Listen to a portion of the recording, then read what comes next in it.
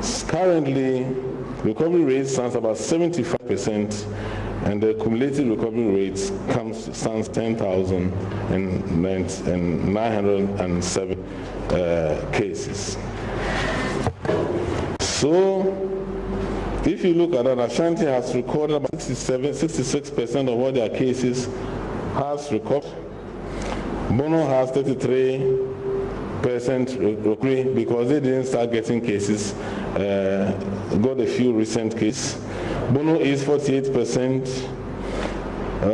Central region has about 83% of all their cases have recovered and discharged. Eastern region 56%.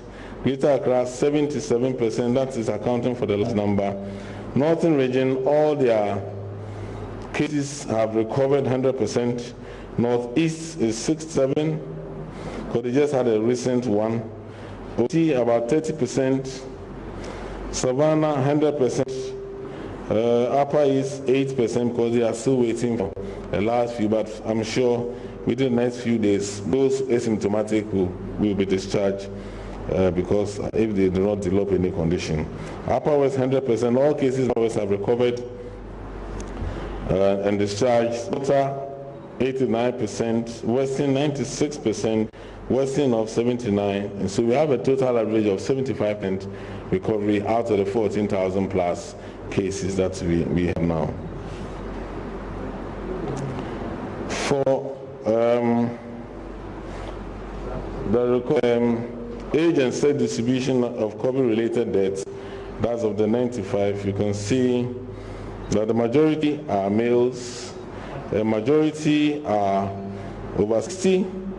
We have a few less than 15, about 3% or so under 15, and then between 15 and 24, under 5%, 4%, and for the females, just about 2% or so. But a significant number are above, from 40 to above 60. So that's what the stands. So the age and sex range has really not changed much. It has always been broadly more males and then more elderly, and that is also because you have the comorbidity and the communicable disease that starts in the late 40s for most people. So, Honorable Minister, this is our brief presentation. I'll let Dr. Komi and Dr. Sakwede give further details on the recovery to provide further clarification. What I would like to say to all is that please, those who are recovered and discharged are free and they are not able to transmit the virus to anybody. So people should receive them and be sure that they are out there and not create any stigma for them. They are free. We isolate people because they can transmit to somebody else. We only release people who are unable to transmit the virus to another person. Thank you very much.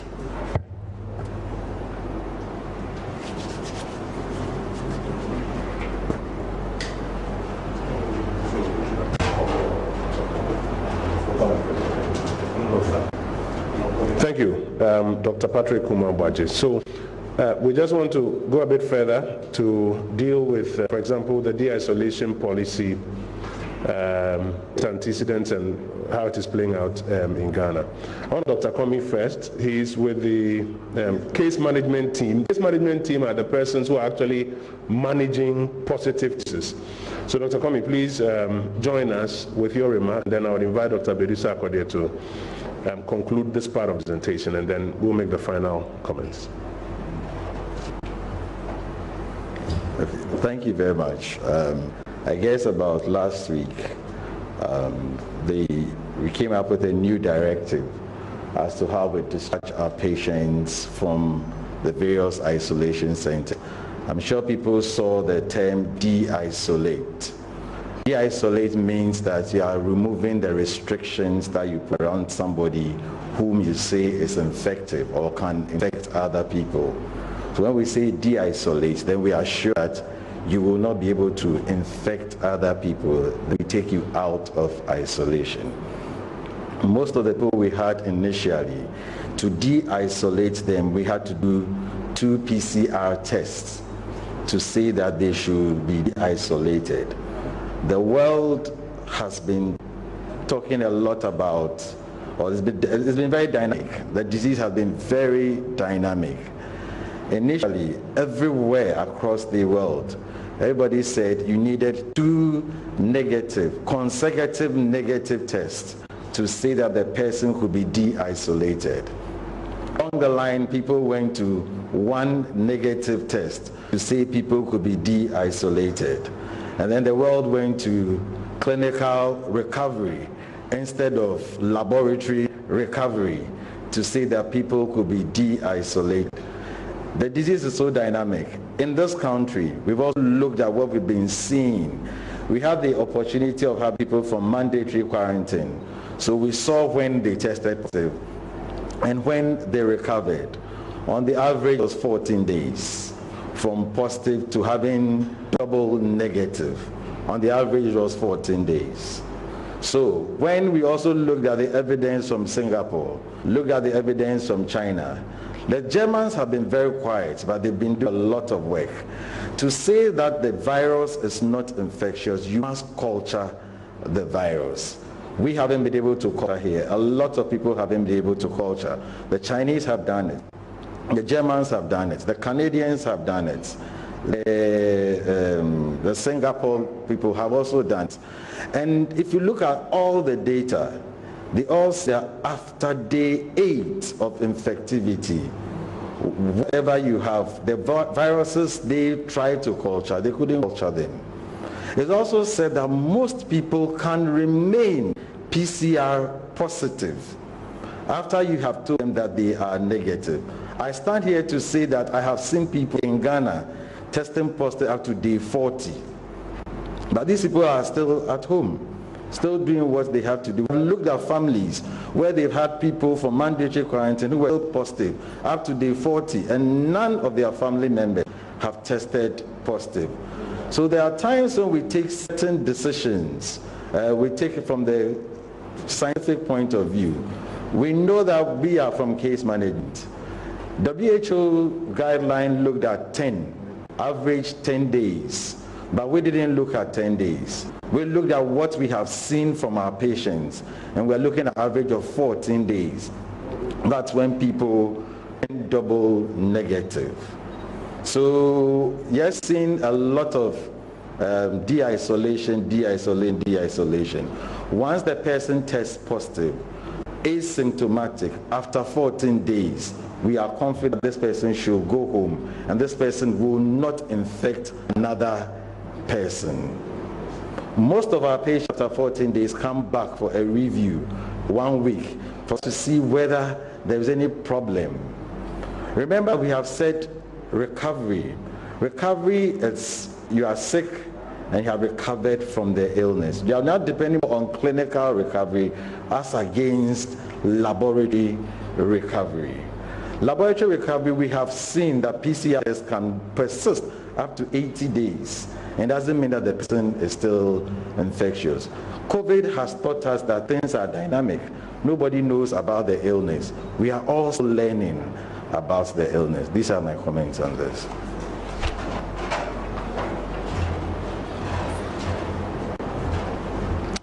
Dr. Oliver Ajete Komi.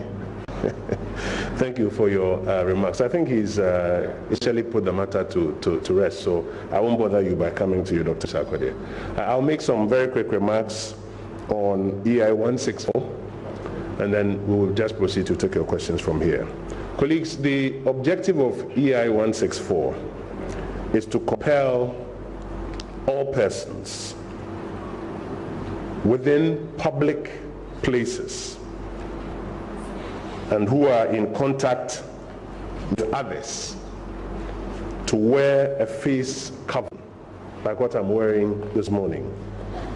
This is necessary to curb the rate at which a positive person who has the ability to infect others, as we're being educated, can spread the virus. That's the objective of the lawmaker. Now, generally what we expect is compliance from the public for the greater public good. Because you may not know, if you haven't been tested and proven positive within a particular window, you may not even know that you are a positive person who can infect other persons. And so the objective is that as the majority or as the entire public going out into public places wears a face covering, you'll be able to curb the rate at which, if somebody is positive and is infectious, can be passing it on to others. Now we acknowledge a key area in the law which has got to do with individuals who are in their private cars by themselves. And we also acknowledge that there's a very strict interpretation that the police intend to give to such scenarios, looking at the text of the law. The lawyers will tell you that there are those who do what they call the literalist interpretation, and then there are those who also do purposive interpretation. Today the courts even use what they call the modern purposive approach. So what government is doing is engaging with the police to give the EI a purposive interpretation when they're applying it. And as I mentioned, the purpose or the objective is to compel all persons within public places and in contact with others to wear face covering so that we can curb the rate of transmission. And so engagements have started with the police so that they can give it a more purposeful approach. Those will be our remarks on this particular matter. I'll quickly take that in tree and then we'll now take generally your questions. Abaya Semra EI 164.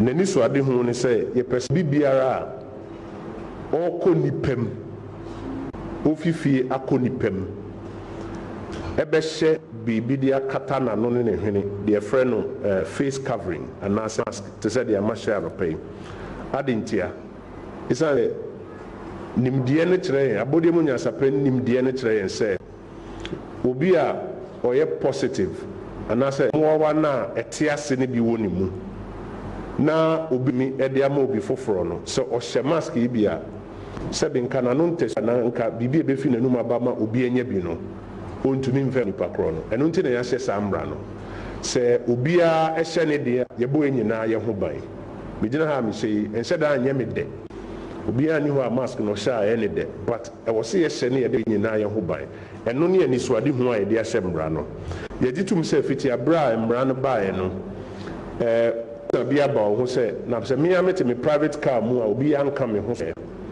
mmranimfoɔ no ɔmo sɛ mmra wo kyerɛ mu a yɛwɔ ahodo a yɛkyerɛ mmram yɛwɔ obi ɔkan no sɛnea mmra no yɛatwerɛ no pɛpɛɛpɛ na ɔsɛ sei na mmra no ka nti saa na mede yɛ adwuma ɔmfrɛ no literalist approach no ɛne yɛwɔ ɔso ɔka sɛ mmra no deɛ ɛhwehwɛ sɛ bɛyɛ ni nti ɔde ɛno toto ho na ɔde ayɛ adwuma purposive approach de aban yɛ ne sɛ yɛne police for nkita ho so momfa mmara no ani soade ho no ɛnyɛ adwuma nti sɛ obi sɛ ɔno nko a na ɔte ne car mu nti obi ammɛn nana biribi a sɛ ɔmo de mmara no ani soade ho yɛ adwuma ɔkwan a ɔmbɛtumi afa so ɛne no adi na nkwankɔyɛ sɛ once mmara no sɛ wopie fifie a wɔsɛ wo mask no sɛ bi ɔno nko a te ne car mu a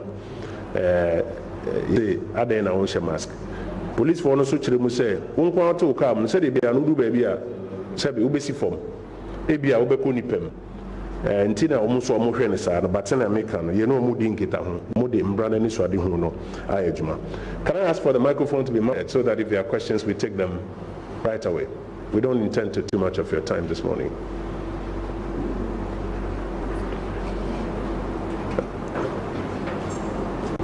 And I'll be pleased if you go straight to the questions, hit the button straight so that we can get you answers. It's a question and answer segment.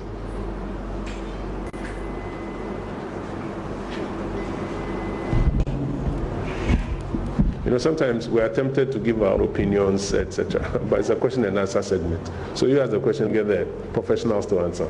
Are there any takers? Is that Sarah?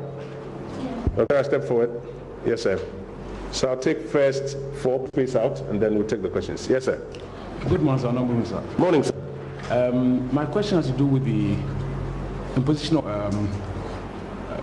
punishment or fine on those who refuse to wear the face mask. Yeah.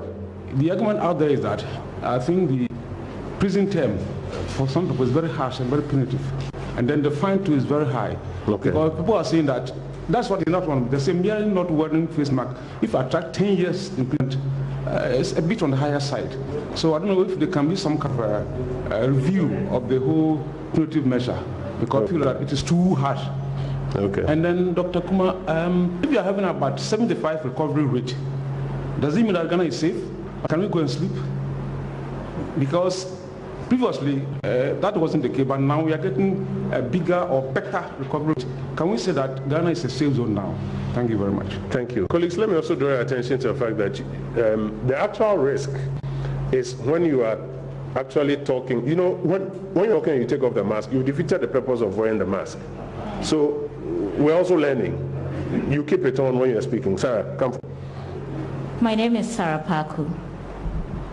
Today, in giving your explanation to the police enforcing people the wearing of masks in public, I believe here, like you said, people are agitating the fact that they are in their private cars and they are being compelled to wear masks. Can you define to us what is public? And I want to know, how was the engagement before the police started enforcement? Because I believe they should know that people in their private cars or with a family, obviously they leave home alone without a face mask. So how was the definition given to them before they started enforcement, since they are now being engaged to give the purposive invitation to this whole enforcement? And I also want to find out from the Ghana Health Service, how far with arrangements to improve upon the infrastructure or the facilities at Kumasi. The last time we spoke about them being overwhelmed with the case count. Thank you. To provide more facilities in the Ashanti region. He said he was going to increase the capacity to house the people. Okay, ma'am, thank you. Let me begin from where I saw you not wearing your mask. You were coming. Yeah, I want to report you to the police. Go ahead, let's hear you. I want to begin from where she ended. We went to Kolibo. We saw that a facility that is being built to help manage COVID-19 cases has been abandoned. We want to know the status of that project, and also with the new discharge protocols. Will the Ghana Health Service separate recovered from discharge figures on their website? I just want to find out. Thank you. Do you intend to distinguish between discharged and recovered patients? Do you have any such intention? Yes, sir. Final question. Honorable, good morning. The question is, if a new year, you say depot like enforcement no I best start like the exactly time I best start and if I will be say police for the lockdown not police for no kuma enforce you be the lockdown so no the police for so say say you be the year in so na and I'm second thing for punishment I what this year in so no lockdown, you will say amnesty to some prisoners saying your mom will fee. To me question here, are they now buying consider say maybe a probably public maybe a punishment via now say punishment be mama for instead of consider non-custodial sentence. Yes, say be move them. And my last question so the concerns about MPP for Prime Minister somewhere over the weekend now. So Monka said they will only observe social distance and protocols be. But concerns be say look at election course now. Some of these protocols when this so the government response on these issues also. Okay. I mean and deal with ODN first and then the other government related questions. Then I invite my colleagues to deal with the rest.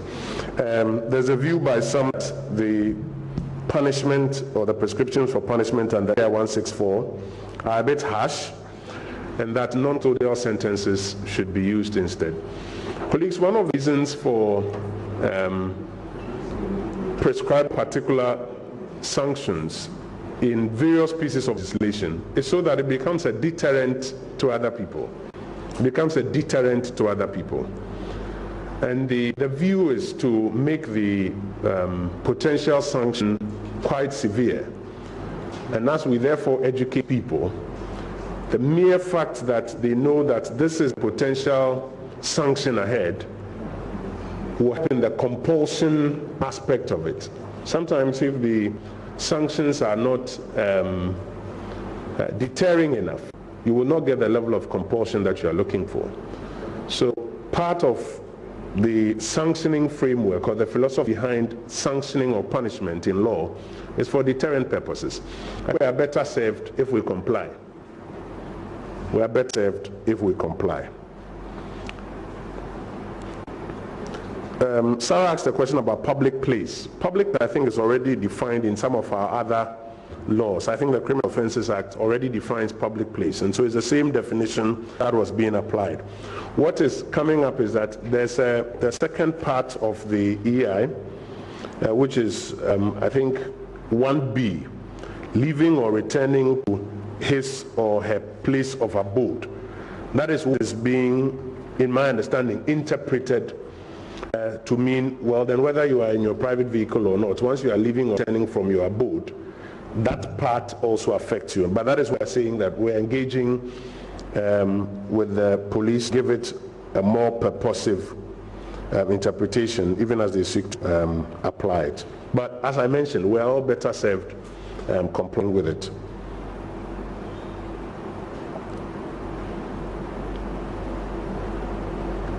The EI is already in force. It is already being gazetted, so it is in force already. So it's not now going to come in force. It is in force already.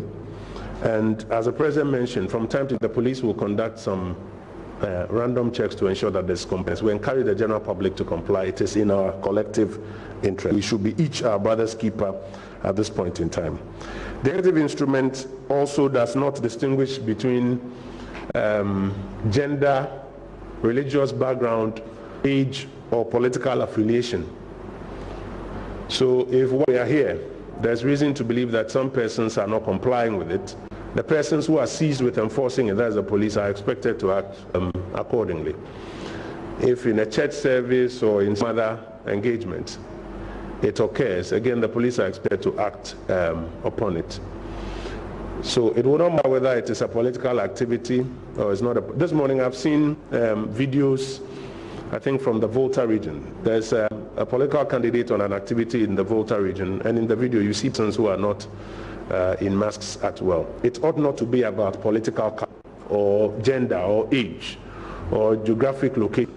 It's got to be what the law says. And so those who are seized without to act are asked to act accordingly. So let me invite the doctors to deal with, does 75% recovery rate mean we can go to bed and forget all these cautions? Have we moved to provide extra facilities at Marseille? Is it true that the Kolebu facility that was being put up was abandoned? And do you intend to distinguish between recovered and discharged? After this, I'll take a final batch of questions and then we'll wrap up.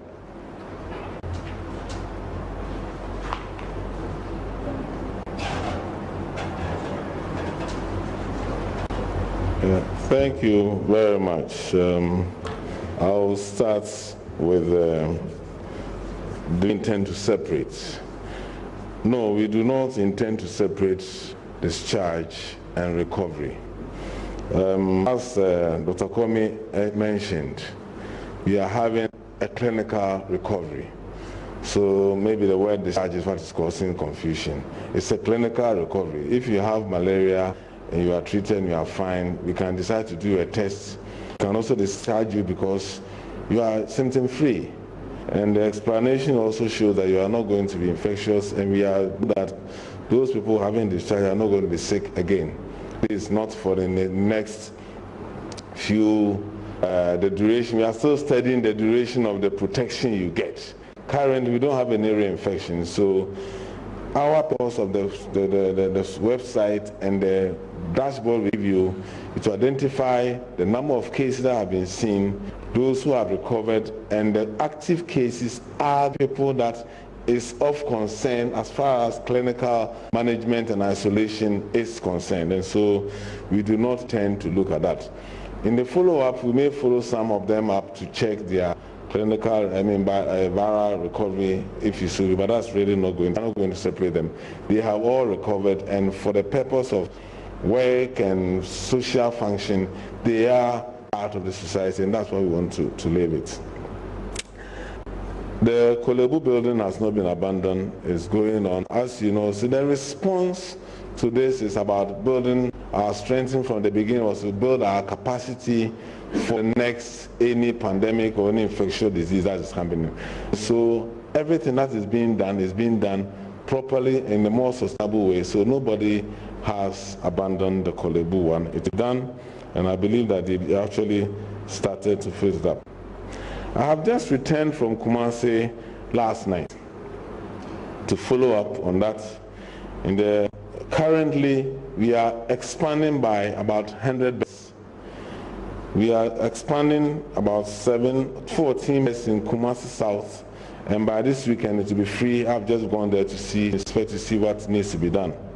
We are giving them additional prefab buildings so that staff will have a place to sleep and rest while they work, and that prefab is going there today. By tomorrow it should be there. I've also been to the Tuase to look at a 70-bed facility donated by Professor Frimpong Boateng. I've been there. The place has been cleared.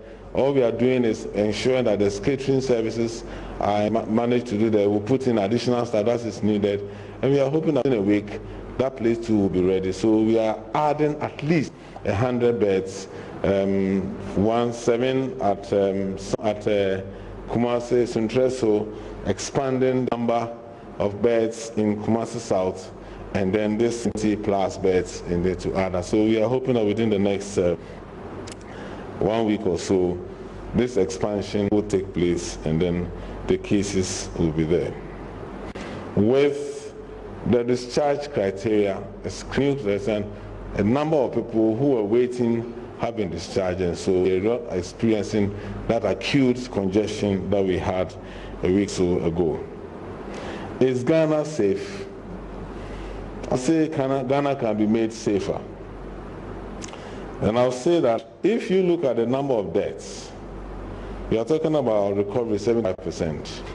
If you look at the percentage of deaths, what it means is that 99% of everybody who fought this disease, looking at this current trend, will recover one way or the other, whether you were sick or you were not sick, because the percentage is still less than 1%.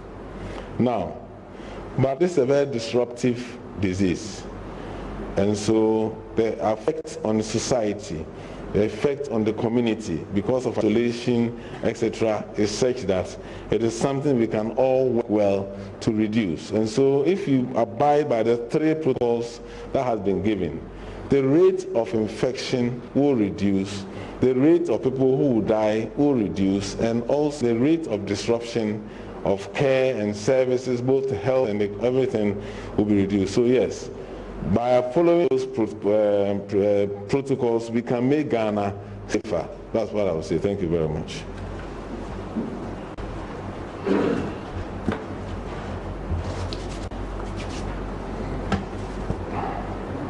Colleagues, is there a final batch of questions, or do we leave it here? 1, 2, 3. So we'll take the final batch of 3 and we'll leave it here.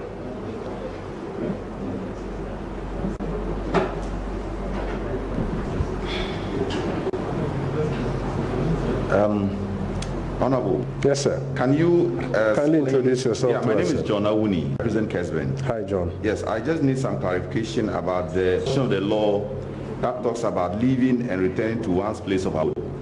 How does the police determine that, and that portion be made inoperative? Thank you. Thank you. Honorable, good morning. Morning. FM JC Makra FM. Hi, JC. Pacho, my question is, I just joined now my BFC. I say GHS for us or Mubafi Beshaw, maybe Muko reviewer, and I say, I saw Mom hospital, now I'm going review. Monomba hospital for review, yeah. Omaba Hospital for review. Oh. Just like any normal patient, or Omaba Hospital for you. Right. Yes, Thank you. My name is Atamin Sangoro from Ghana. Hi. I want to find whether our service has started using rapid diagnosis test for. Okay. Yeah. Then I want to comment on the demolition of uncompleted building at the Nigerian High Commission. No, though I've heard the Ministry of Foreign Affairs has issued a statement, but I want update on this issue. Okay. My understanding was that they are commencing an investigation into it. And we follow that one. That they are commencing an investigation into it. Because contrary to what was initial belief that this was a government action, and the speculation even by some key media persons essentially taking on government that why didn't government apply diplomatic measures, etc. It is turning out that I think the USUS too is claiming responsibility for the action, but it is an action that affects a diplomatic may I say, property. And so the state is interested because under the Vienna Convention of things, we have a responsibility to ensure that such acts are addressed in a proper legal manner. And so as the Ministry of Foreign Affairs mentioned, first of all, Ghana as a country, I think, has apologized to the Nigerian government that this has happened in the first place. But as a state is proceeding to conduct a proper investigation to understand the circumstances. But this is not state action, as we are beginning to find out. And I think it's important that we all hasten slowly when things break on the internet or on social media. We all hasten slowly before we jump to conclusions. Yes, sir. Dr. Kumar, one more question. Some people feel allergic to the wearing of the face mask. For instance, when I wear for 1 or 2 hours, I get palpitation and headache. And such people, what must they do? Because it is estimated that I wear for 12 hours. But some of us who are a little bit aged, it's a bit of a problem. So what must we do? A case in point is myself. What the guidelines say about persons who say they are uncomfortable or have reactions when they wear masks. Okay. There was a news report this morning that government is discharge of PPEs to schools and other places. Some schools have gotten this, others haven't gotten this. What is happening? Thank you. The distribution is ongoing. That is what is happening. The distribution is ongoing. It is our expectation that as quickly as possible they'll complete the distribution of all these PPEs to the various schools across the country. Let me deal with the first question, and then I invite Dr. Abwaji to deal with the IDT question. I think the first question is captured, or the response to it is captured in my initial remarks, that the intention of the lawmaker is that when you are not in your private home, when you are stepping out of your private home, which is going to or coming back from a private home, the assumption is that you will be in contact with other persons.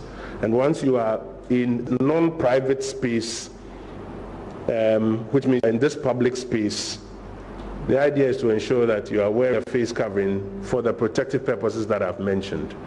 What is happening is this gray area about how about if I'm leaving my home but I'm in my private vehicle to a particular place, and that's what we have said that we're engaging the police to give it a more purposive interpretation so that do not unduly overburden citizens who are not breaching the object of the law. Okay, colleagues, I think we'll leave it here this morning. We're very grateful. On Thursday morning, we'll engage with you with the latest updates. Thank you. Oh, sorry, the RDT. Please take that and then we'll consider that as a wrap.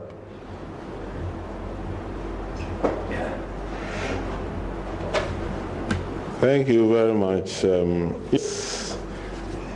Currently, we continue to send RDTs. Officially, we are not using any RDTs yet, but I'm sure as soon as FDA finds there a suitable one, it will be applied. But currently, we do not have. But I know there are lots of RDTs that are being tested. On mask, we all have types of allergies that we have. There are people who wear them, some and they probably sneeze or anything. You just have to probably change the material and make sure that you are wearing the one that works for you. This is why we are using the grey baft, which is a bit more neutral, and the amount of flour percent is quite reduced. If you do the government one, that's a grey baft, and so reaction is a bit less. But if you have such a big problem, and because there's a law, you also know that if you know you can wear it for 2 hours, then make sure that you plan your outing for 2 hours whilst we find the most appropriate one that works for you. People have ones that they react to, but others they don't react to. I think it's up to you to find the most appropriate material that works for you. Thank you very much. Thank you very much, Dr. Abuaji. So, colleagues, as we wrap up, let me just put out a couple of announcements. One, tomorrow at 1 p.m., we are resuming Meet the Press series, where various ministers come and give an update of what is happening in their sector. You recall that we suspended it when we went on lockdown, etc., etc. So tomorrow at 1 p.m., Minister responsible for Works and Housing, the Honorable Atachian, will join us as we resume the Meet the Press series. But ahead of that, at 10 a.m., the Minister for Tourism will lead the launch of the Tourism Enterprise Support Program. Remember, there's some stimulus or financial support that is being given to the hospitality sector, especially in these difficult times.